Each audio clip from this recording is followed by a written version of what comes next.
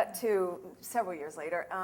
I auditioned for, auditioning for Bob. I actually auditioned for the original company of Dancin, and of course, I was thrilled it had a callback, but that it went that far. And then I just remember being so petrified. And then I auditioned. I had done a couple of Broadway. Oh no, I'd only done one Broadway show. A couple of Broadway hopefuls that didn't make it. And finally auditioned for Dancin about 5 or 6 times and got to the end each time and didn't get it. And I remember thinking, oh, forget it. They're never going to hire me, and they're just playing a game. Or why doesn't he hire me? Well, I finally went to one more audition, and Chet Walker was championing me. He was the dance captain. And he said, Bob, I think you really should see her. And Bob was doing the Pippin. He was shooting the Pippin for television. For cable. No, they. The thing in Canada with Cheetah.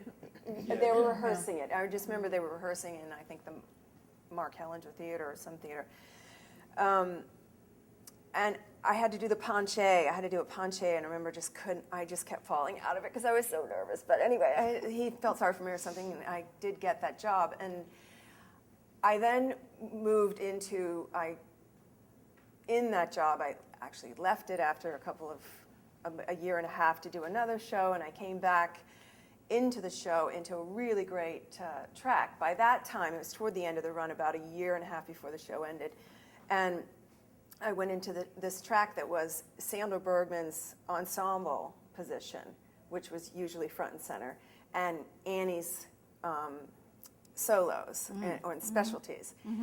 So anyway, I went into a really special track. And Gwen was very much hands-on. She was the dance supervisor, and Bob was still overseeing the rehearsals here and there. So that was the first experience. And then I also did this revival of Sweet Charity that Debbie Allen did in 1985, I guess.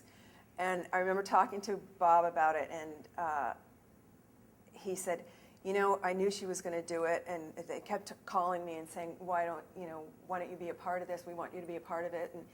And he said, I don't want to, it's too soon, and, it's already done, and, I'm not.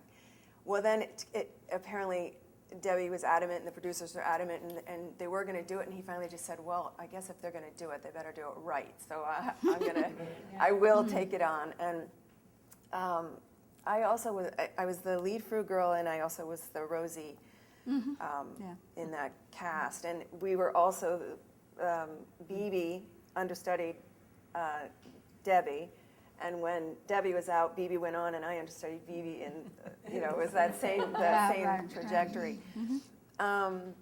Anyway, it was Gwen and Bob, and it was nothing like it. They were right there at all times.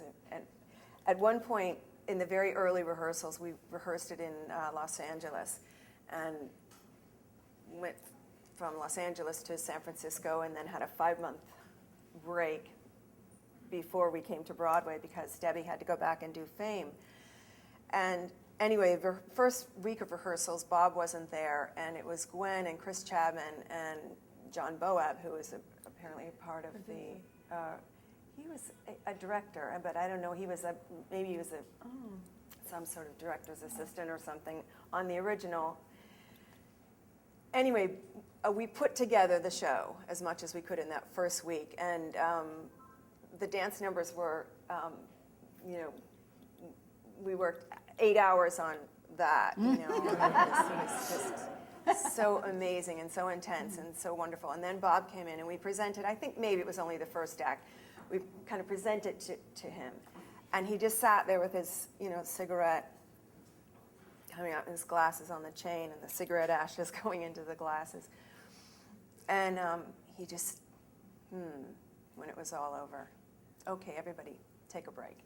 We went out into the hall, and they said, okay, you can go to lunch, but when you come back, we're going to start over. And he started from the very first moment of the show, and he just just shaped it and directed it and informed every little detail in a way that nobody else could, I guess. Anyways, quite an experience.